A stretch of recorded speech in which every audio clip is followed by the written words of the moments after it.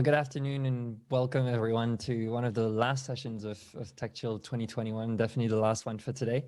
My name is Sebastien and I'm glad to be moderating this session on the gender gap in medical research and health tech. Before we get started, I'd like to first thank TechChill for putting such an important topic on the agenda and promoting, a discussion like this to take place, as it's probably one of the only ways in which we will make things change. So health tech has come a long way since the first research papers and clinical trials. And yet I feel we've got a ton of major challenges that we still need to overcome when it comes to gender equality, especially in medical research. And today we'd like to address some of those fundamental flaws in the way that we conduct research, as well as the way that tech companies are run today, and some of the issues that we're sort of facing there. And in order to do that, I'm delighted to introduce to you my guest, Hélène Guillaume. So Hélène wears many hats, as she's the founder and CEO of WILD.AI, one of the founding partners at Angel Cube, a guest lecturer at Cambridge and Stanford, but also, and I think that part is fascinating for a lot of people, an ex-competitive swimmer, a 100K ultramarathon runner, surfer, and I think it's fair to say quite an accomplished athlete. So Hélène, can you tell us a little bit about yourself and sort of your career step forwards that led you to create WILD.AI? Yeah, thank you so much, Sebastian, and thank you, TechChill. Really excited to be here. In terms of background, touch a bit, but basically I studied mathematics, financial risk, so I'm a data scientist by training. I started my career in finance. I was a quant in a hedge fund and management consultant in artificial intelligence. And parallel of that, always done sports, as you mentioned. So I was training competitively, swimming and playing rugby, and then got into endurance sports, doing basically everything I could outdoors, and realized that in the world of sports and in the world of like human personal health, we had a lot of data sets, but actually we were doing really, really little.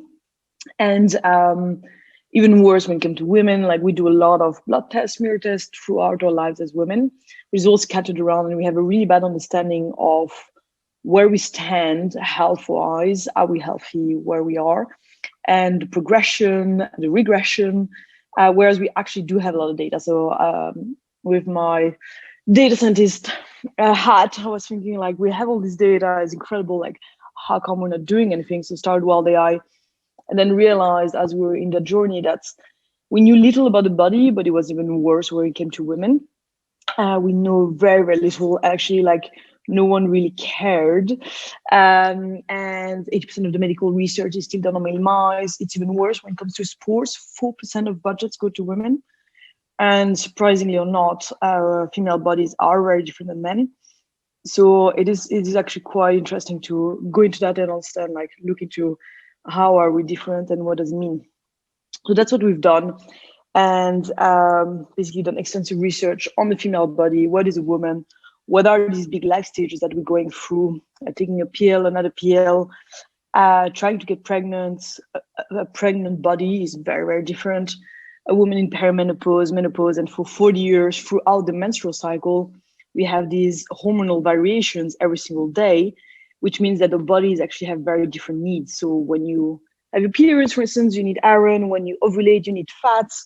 And when we're not respecting that, we have basically the body is living through instabilities and needs. And so we end up having pains and not taking the most out of our body.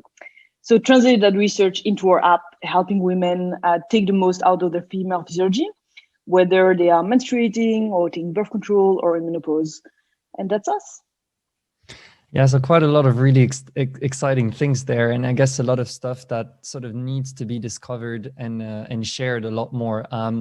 I think it's really inspiring to sort of see that journey that you took from private equity to sort of the data and AI part on how you apply that to women's health. I'd like for the audience to dig a little bit back into the underlying problem that we're facing that you briefly touched upon. We've seen that there's sort of huge lack of academic, pipeline for women to be able to actually move up the academic ladder, and that's causing a number of issues on the research side. Like, for example, women are routinely excluded or really underrepresented in research.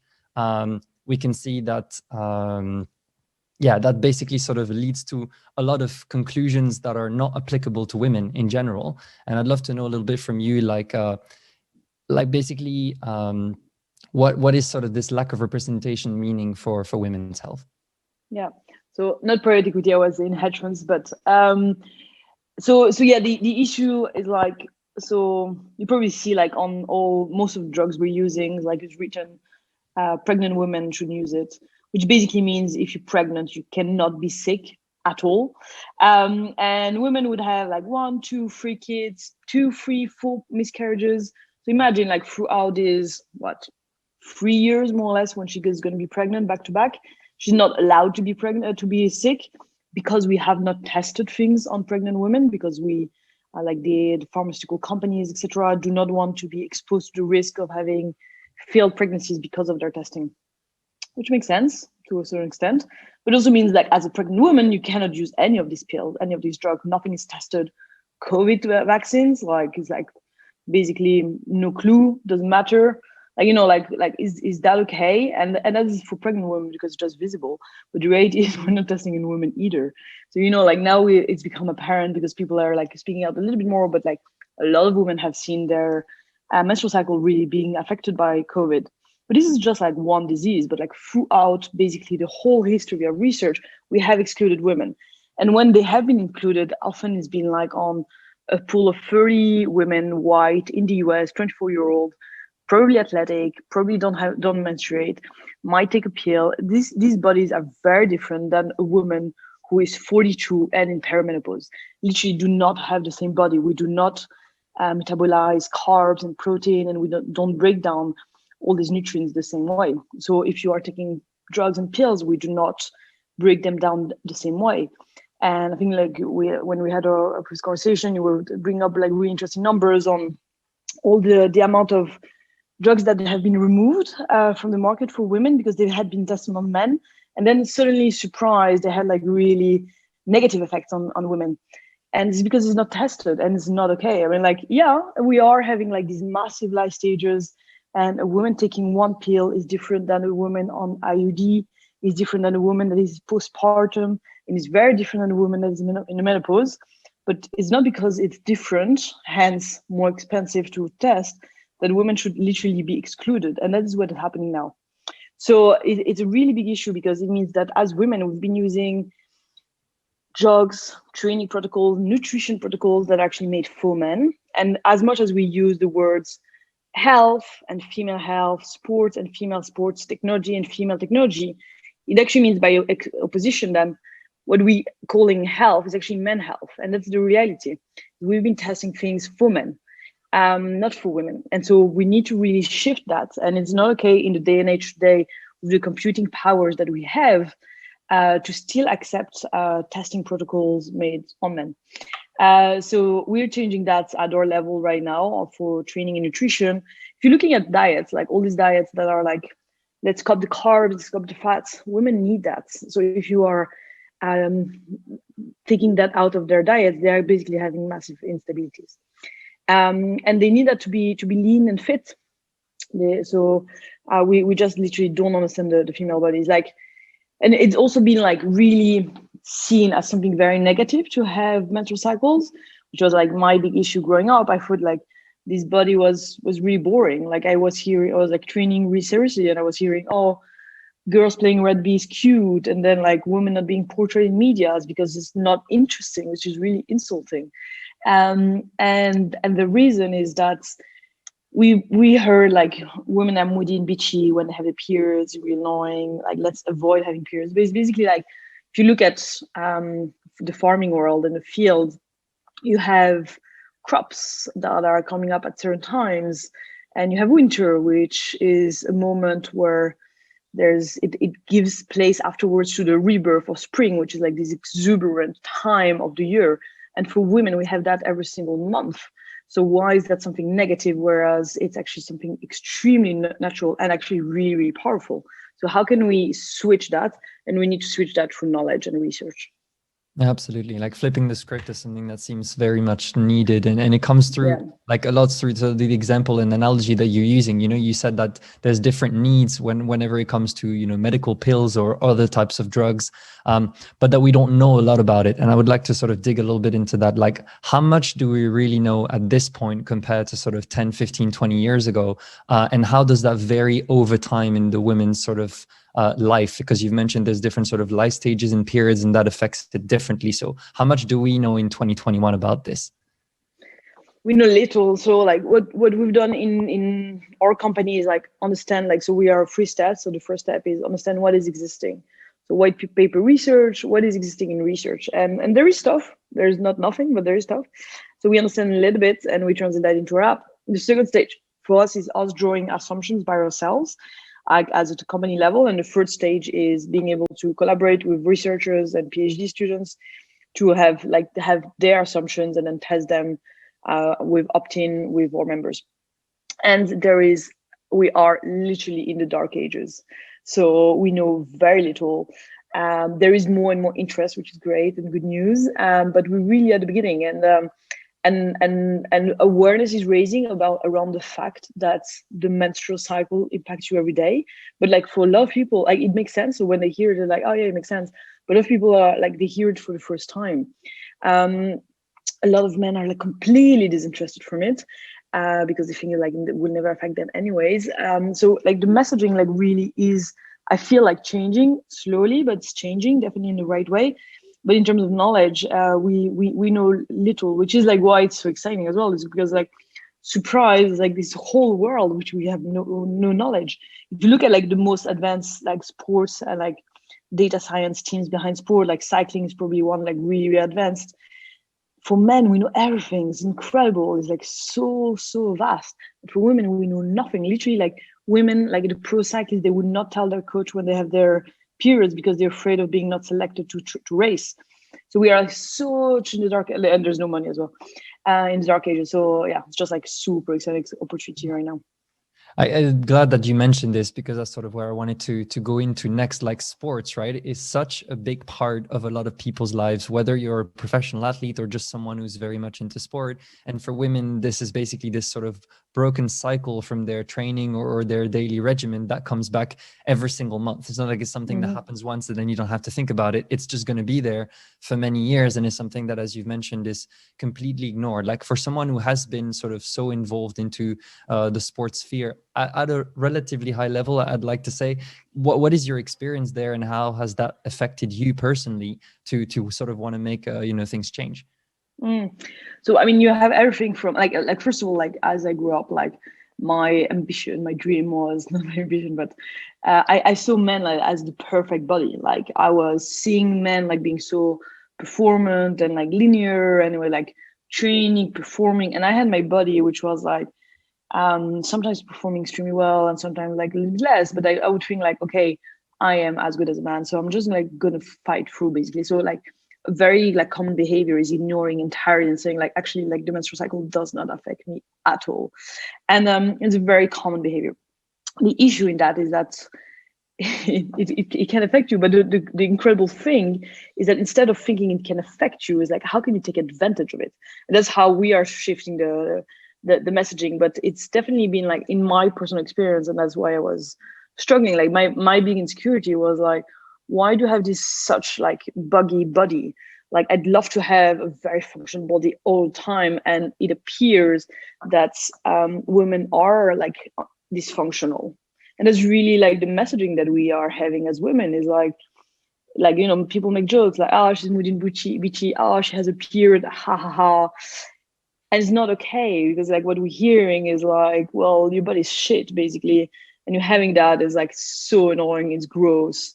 And that's what we are going through. So how can we shift this mentality? How can we bring that into a conversation? Because it is as normal as, like before you're doing a race, like I don't know if you competed, but like the only topic we have before like going to do like a 7 hours triathlon is like, have you been to the loo to poo?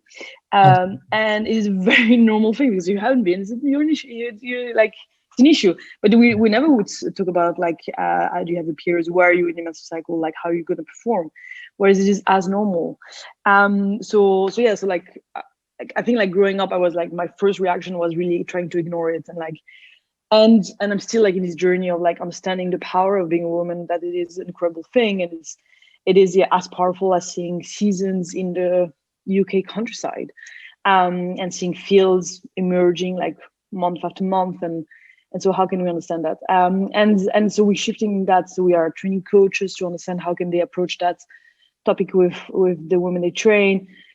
At school, how can you have that conversation with young girls who have, like, you're 14, you have your periods for the second time, and now what is happening is, like, you go to school and you're bleeding and it hurts, and you ask to run around like the other kids and you're bleeding. It's like, it's terrifying.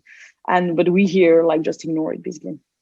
Absolutely. And I mean, going a little bit more then into sort of WILD.AI, like what are the sort of exact approaches that you're taking? You mentioned a couple of things that you're doing, like how do you accompany women coaches, sports team in being able to understand that better so that you sort of avoid the issues that most women are going through when trying to compete? Yeah, so basically we have an app, so you log in and we understand where you are in your menstrual cycle, if you menstruate, if you're taking birth control, if you're in menopause, so like where are you in your life stage and in your menstrual cycle. And then day after day, we provide you recommendations on what to eat around your menstrual cycle, how to train, how to sleep.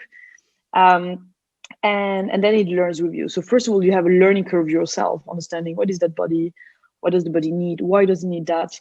And it makes sense. Like, the beauty is, like, it's so relatable. So you would have things like, when you are before your periods, you might feel bloated, and the reason is, like, as women we expel heat less efficiently than men. So you've probably seen, like, a guy and a girl next to each other on a spinning bike, and the man is going to be, like, sweating like crazy, and the woman, like, after 2 minutes, like, she doesn't sweat at all. The reason is not because we're exercising differently, is because we are expelling heat less efficiently as women, so the heat stays inside of the body and we bloat. So we need increased hydration and electrolytes and cold water immersion. Makes total sense. We have that naturally, but before periods is even stronger.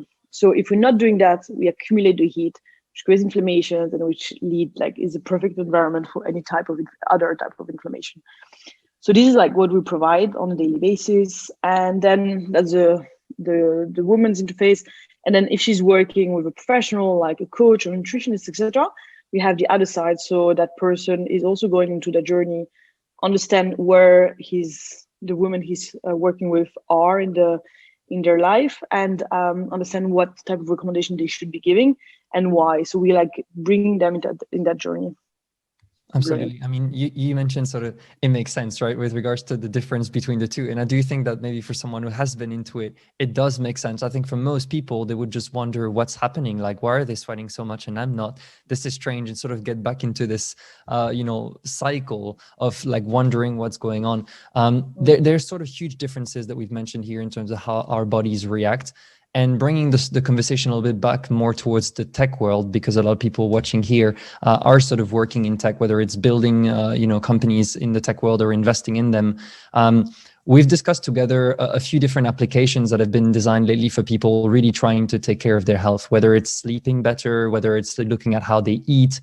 Intermittent fasting is a big thing. The book Why We Sleep, I think, has been a massive revelation for people to understand that cutting on sleep is just not the best way to stay healthy. But the sort of application that are out there, whether we're talking about the Oura Ring, I see that you're wearing one, or whether we're talking about sort of applications like Zero, others for fasting, how is that at the moment sort of still biased or skewed towards, like, the data delivered for men, but then not being that accurate for women? Yeah, so Oura Ring is really big example. I love Oura Ring. We just integrated with them, so it's really exciting. But basically, my reading as an Oura Ring is, like, your body temperature and resting heart rate go up, so you're gonna get sick. True, if I was a man. As a woman, I'm probably just ovulating. So I'm using a technology that is man technology that is reading my data set as if I was a man. So obviously, like, it's seeing variations, which is not normal for a man, because if you had the variations I had, you would be sick. Which is another thing that is interesting. Like, women, it's ingrained in our body. Like, it is changing all the time and is normal.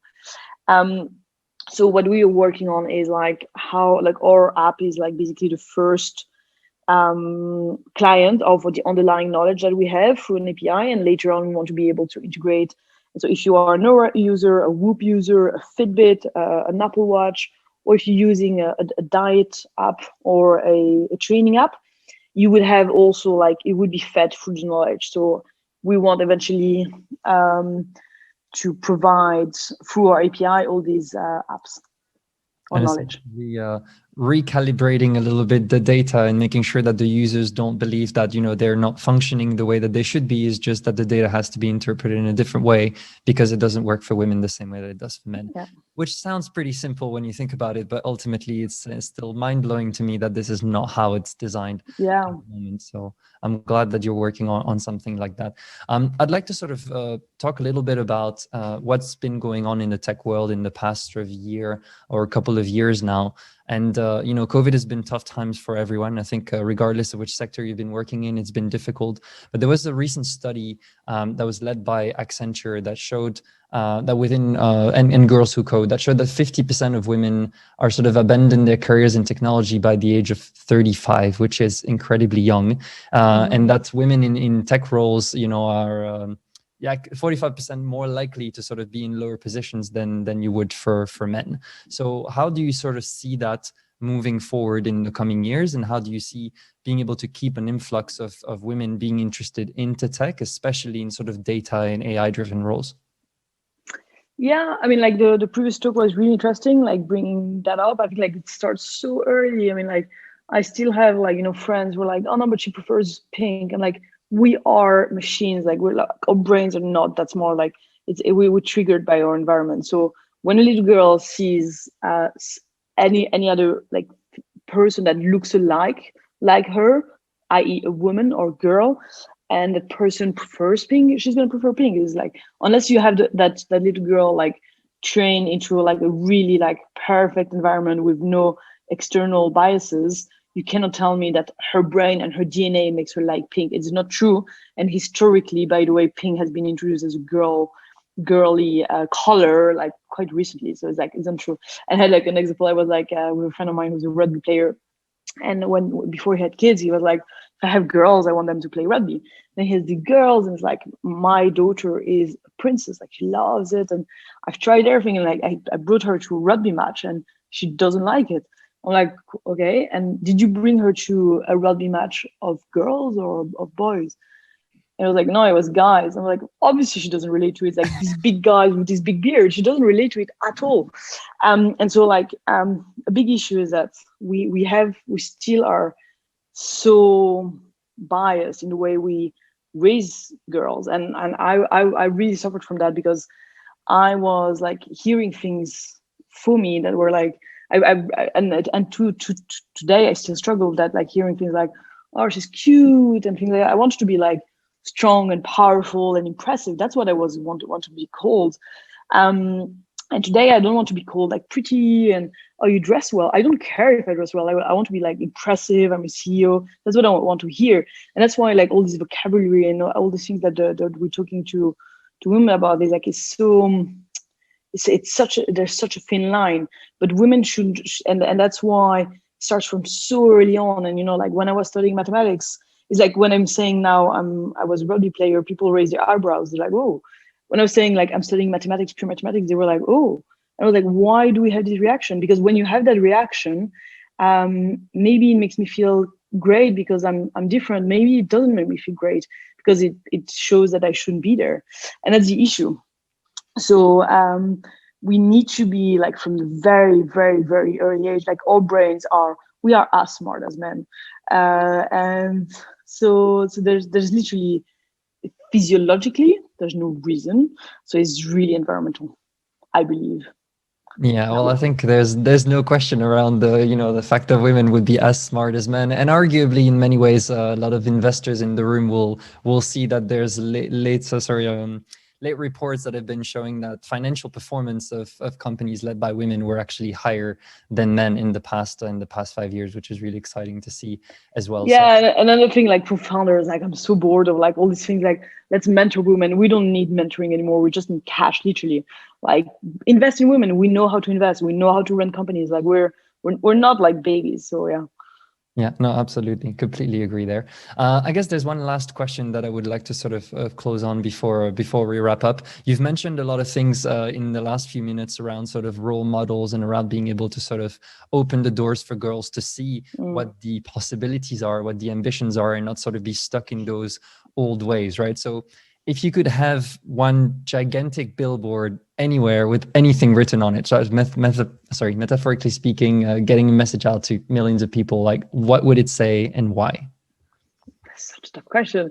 It's a nice one. I think, like one of my mottos is always jump. I love swimming, and whenever I see water, like I really have an attraction to jump in. But I think we need to trust really our gut instinct and like go for it. But we need to have the space around it. So yeah, probably always jump, but like some explanation behind as well. Not jump from the window. Always jump. That's great. Yeah. That's a great way to end it. Well, thank you so much, Hélène. It's been really, really great to talk to you. I think a lot of inspiration for some of the people here watching to go out there to build companies, to sort of don't fall into those stereotypes that there's specific career paths for specific people. Is there anything else you would like the audience to know? We use our user app. We'll have feedback as well. So it's like WILD.AI, like into the wild, and yeah, we're looking for collaborators as well. So like researchers who are interested. We act as a platform to be able to advance research continuously, and we will raise soon. So if there are investors who are interested in the field, they can reach out as well. Absolutely. Well, great. So for the audience, check out WILD.AI, and for the investors in the room, then be sure to connect with the TechChill team so that we can put you in touch with Hélène. Thank you so much. Thank you, Sebastien. Bye-bye.